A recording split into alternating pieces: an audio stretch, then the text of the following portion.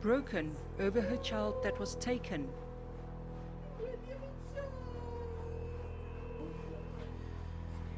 Yearly, thousands of parents take their children and leave South Africa without the knowledge or consent of the left-behind parent. You realize that nobody cares, and especially nobody in government really cares about anything. It's just lip service. Our legal system is lip service. Once you slip through that system, once you slip through that border control, once you're out, it's too late, and it's very difficult for a child to get back.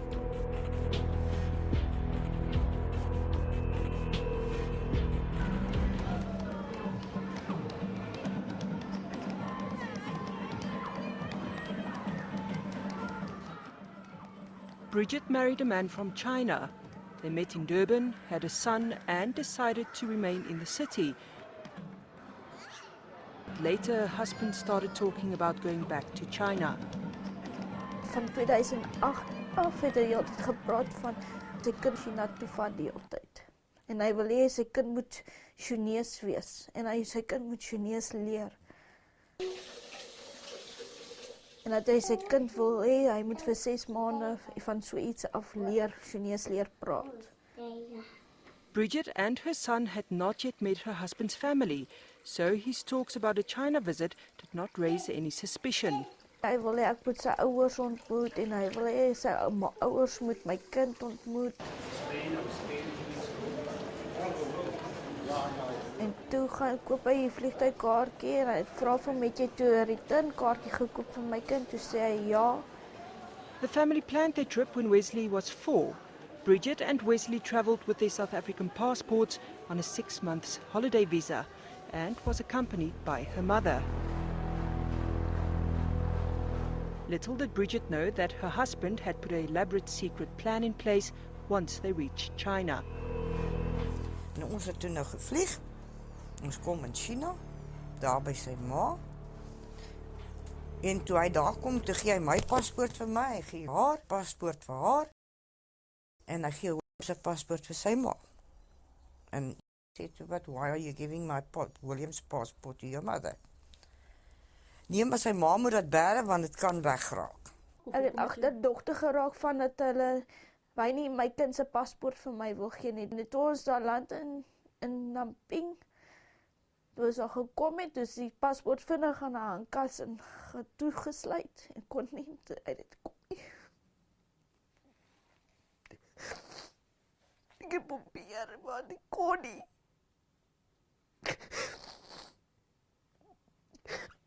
En dus het ek my kind saamgebring. Bridget's husband gave her this document to sign, called an Agreement of Entrusted Foster, saying it was the only way he could renew their visas. But in fact, the document appointed Wesley's paternal grandmother to be his legal guardian. Hy het al gedwing. Hy het vir haar gesê sy sal nooit weer haar kind sien as sy nie dit teken nie, want dit is al 'n manier hoe hy 'n visa kan kry vir 6 maande. Hy laat haar toe teken en dat sy nou toestemming gee dat sy die visa kan kry vir die 6 maande, maar meantime is dit vir 18 jaar. En sy ken nie Chinees nie, sy weet nie wat aangaan nie.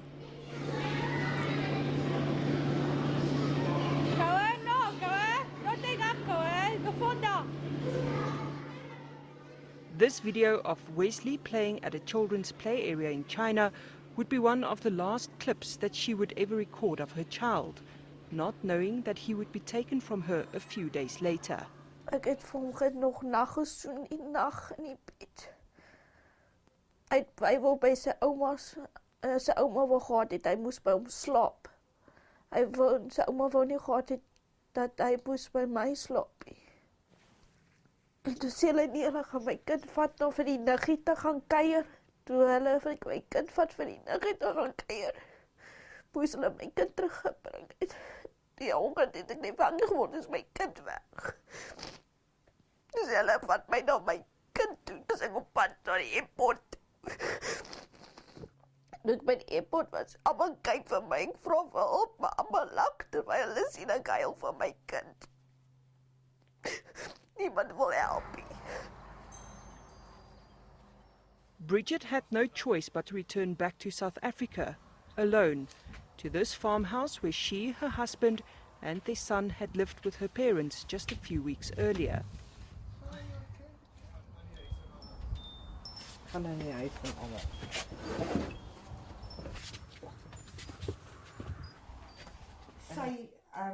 Spousal residence permit. The family gathered all official documents and tried to report the matter several times to the local police. Officers refused to open a case, saying a father can't kidnap his own son. Days turned into weeks, and the desperate family eventually got a case opened. Ek het 'n saak gaan oopmaak in Hague Park Polisie in PE.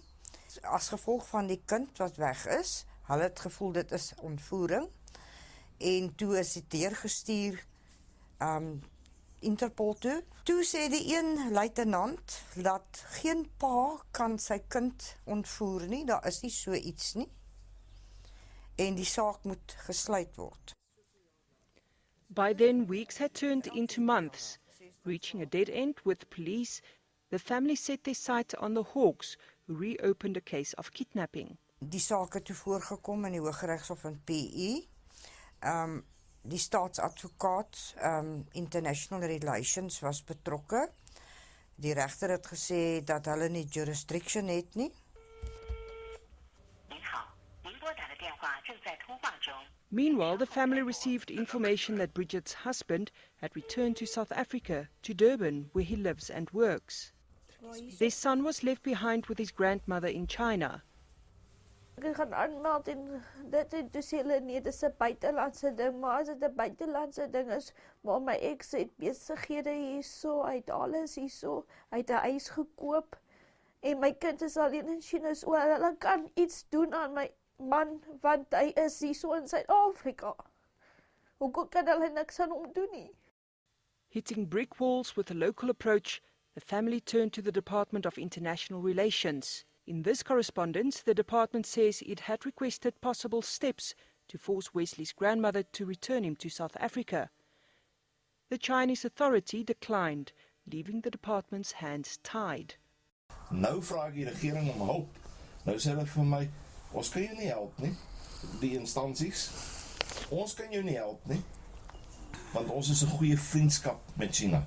If it happened in South Africa, it is within the jurisdiction of our courts and our law is applicable across the country.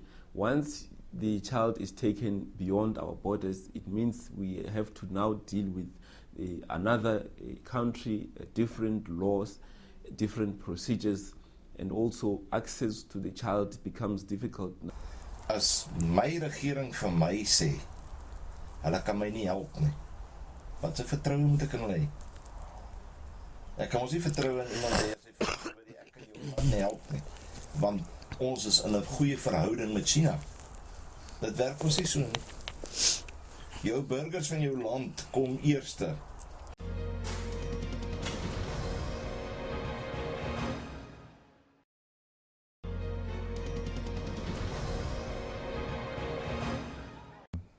He was supposed to come to me one weekend. He didn't pitch up. I started asking questions. I'm calling and so. Couldn't find him, and I realized that he's not here anymore. I drove. Let's just stop for a minute. I was driving around, searching for him, different houses, different places. I went to a travel agency where she normally books, and they confirmed that she bought a ticket for both of them and that they left the country. And he was on the plane, I found out later, within 24 hours and out of the country.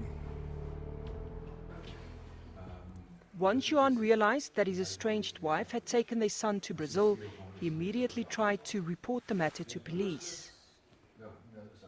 I can tell you several cases that I walked into in several police stations.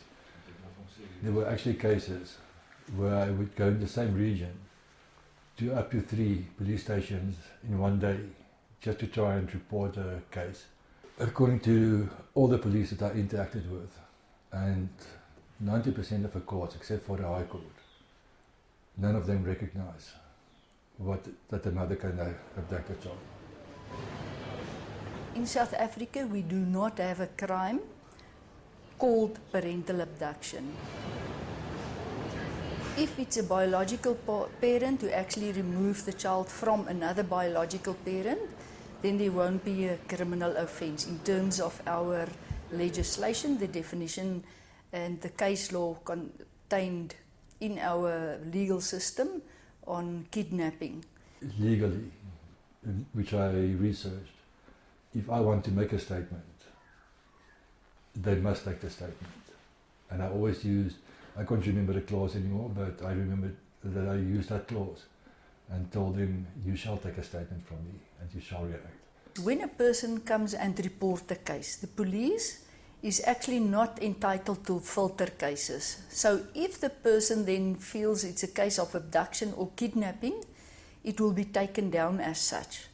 But then after the investigation was done, it will be submitted to this public prosecutor who will then review the information. If he does not cover the elements of the crime, they will usually nolly prosecute, that is decline to prosecute, and the case will be closed. South African law does not recognize criminal parental abduction. Anyone that has got guardianship over their child is not capable of committing criminal abduction in South Africa. The Department of Justice's Chief Family Advocate, Petunia Sabai, says parental abduction is handled as a civil matter. Which we did. One could argue that it's a crime, but in our current South African law, abduction requires the deprivation of the right of guardianship. Now, the person that abducts has got guardianship of the child, the person that is left behind has got guardianship of the child. That does not neatly complete the crime. Under the international law, the Hague Convention on International Child Abduction seeks to address this growing trend. The law aims to assist the return of the children to their original country of residence until custody matters have been resolved. South Africa ratified the convention in 2006, but it comes with limitations. The limitation arises from the fact that this is a multilateral treaty. Each state is sovereign. They have a choice whether to enter into the abduction or not. And as a designated central authority for South Africa, the Chief Family Advocate is responsible to give effect to the provisions of the convention between South Africa and only those countries that have entered into the treaty. Anyone that falls outside that category, we cannot assist in terms of this particular convention. Then the parents must resort to normal civil litigation. But civil litigation, especially when one has to travel to a foreign country, comes at a huge cost and makes this an avenue far beyond the reach of most ordinary people. It's not a bit of legal fees, it's very substantial. I would estimate over R1 million if you take everything together. Several lawyers would promise me that they will help me to get my child back, and what they will do, and obviously the charges were very substantial. And then after a while I would realize they don't know what they're doing. It's a very costly matter, especially given our exchange rate. You know, if somebody has to pay an attorney in a country with a stronger currency than ours, it becomes even more so expensive.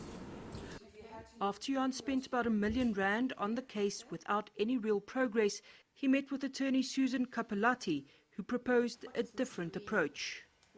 I initially did consult with his previous law firm and counsel, and it was just very problematic from what I understood. I then looked into the system and tried to find out a way that we could get his return, and realized that it was actually quite difficult practically to try and get a child back. At that stage I was very concerned with the child because there was threats of suicide, and so it worried me that the longer this is dragged out, the worse impact's going to be for the child. So then I realized that the only way we're going to be able to do this is to try and negotiate and try and get a negotiation together of getting him back into the country. Susan's negotiations paid off, and Johan's estranged wife agreed to send their son back to South Africa.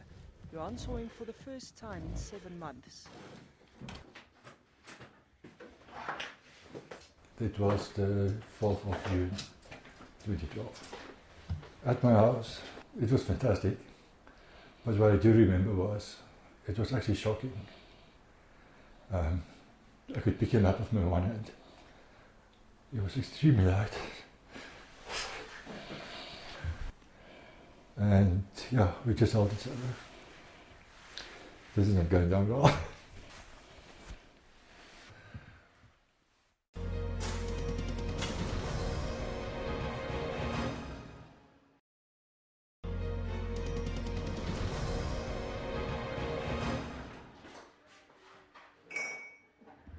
Once Chris returned home, the conflict between his parents over his stay in Brazil did not subside.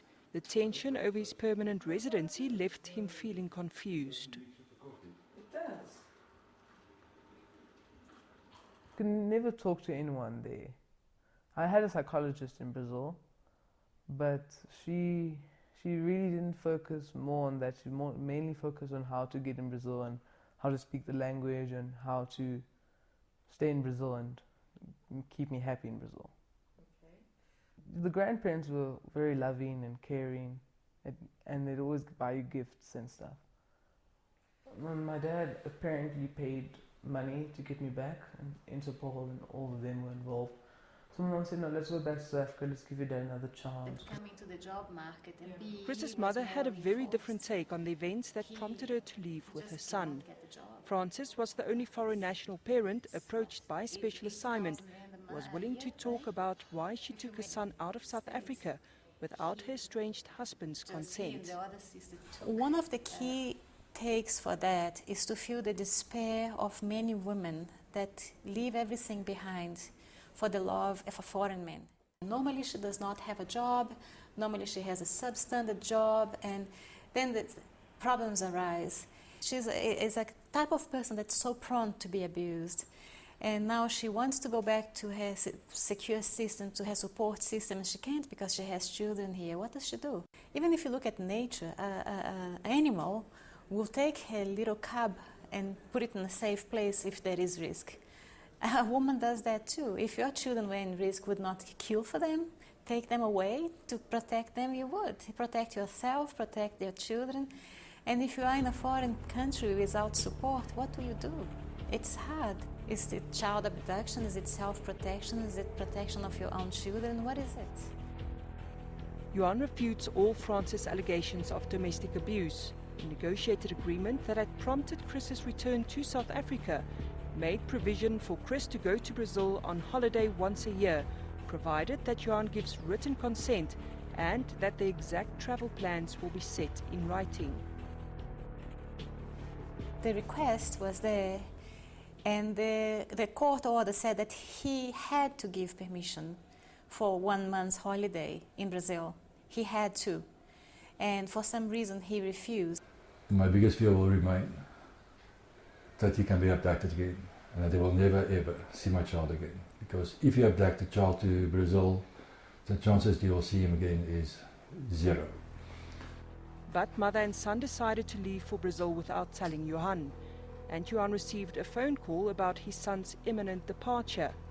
He applied for an urgent High Court order to prevent this. He was removed from my house around 10 o'clock in the morning. She called Susan, my lawyer, for some reason, and told her that she removed him. 2 o'clock in the afternoon, we were at the High Court, and the court made a judgment that he cannot leave the country. From there, I started going to the police stations, delivering the High Court order to the police stations, airports, missing kids. Despite being flagged on the movement control system linked to the previous Brazil trip, Francis and Chris left undetected through immigration control. We do have the passport. The airport's supposed to check for the passports and see what if it's passport not allowed to leave the country. But they didn't check because my mom used a Brazilian passport. Since my son was very young, I mean, we go every year to Brazil. And never, and sometimes his father was with, sometimes his father wasn't with, but never, no papers were requested. I mean, that was as simple as that. We have completely different passport systems. Our guys can travel in another country. You don't link it to the name per se, you link it to the passport number. But we do have a system that can search a name, but it can come up with tens and thousands of certain names. That's why if a person is moving with different passports, it becomes problematic. South Africa started implementing more rigorous immigration control measurements in recent months, but was criticized over its move to include unabridged birth certificates as part of its checks and balance protocol. We delayed implementation of these things, but what happened in the meantime? And then who's responsible for what happened in the meantime when our laws are quite clear about how children must travel in and out of the Republic? So in as much as you want to have the ear for business and hear their concerns, the reality is that children are exposed, and while we deliberate, you have cases like this that happen. You have parents that are never going to see their children again. Dealing with abridged certificates is not the way to go in our system. I don't know what is needed, but I think something has to be done urgently in regard to protecting the children. We've got the Children's Act, which is in the interest of the children to protect the children, yet there are flaws. And the biggest flaws is a child leaving the country. We agreed upon the fact that he can see his son every second weekend or every second holiday. The last time he came was on the 28th of November 2014. He picked him up at the gate at 3:15 in the afternoon. I hugged him in front of the gate. I hugged him and kissed him, and I opened the gate, and he went outside to his father's car. And his father sent him back to greet me again, and I asked, why did you do that? Because I already greeted him, and he said to me, no, he wanted to make sure he really greets me. And yes, that was the last time I saw him.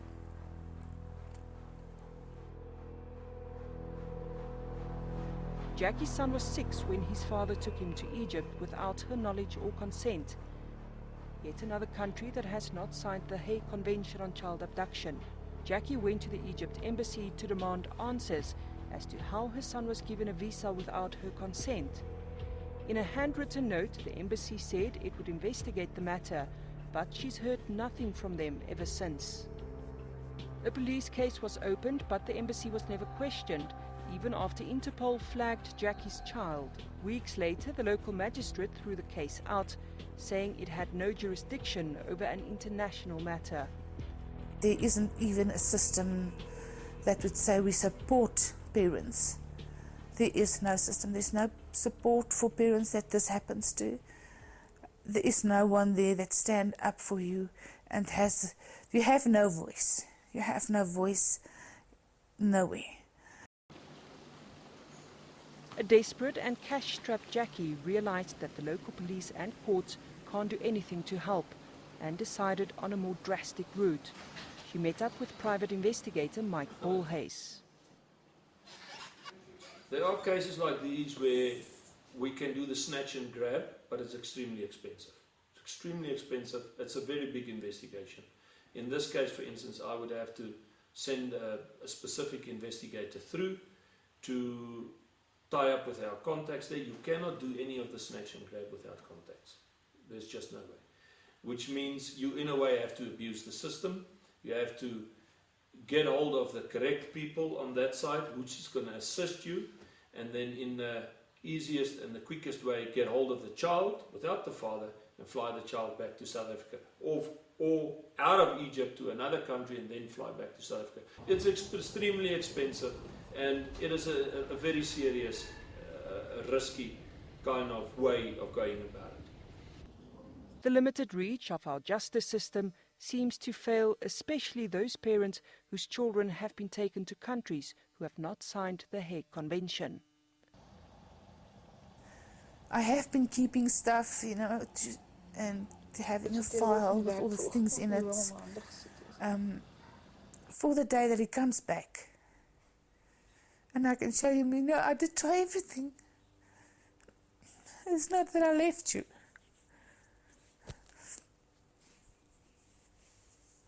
So yes, this is all I can do at this stage, and just pray that you would understand when he comes back and he sees me, and just know that I have been trying my best, you know, to get him back.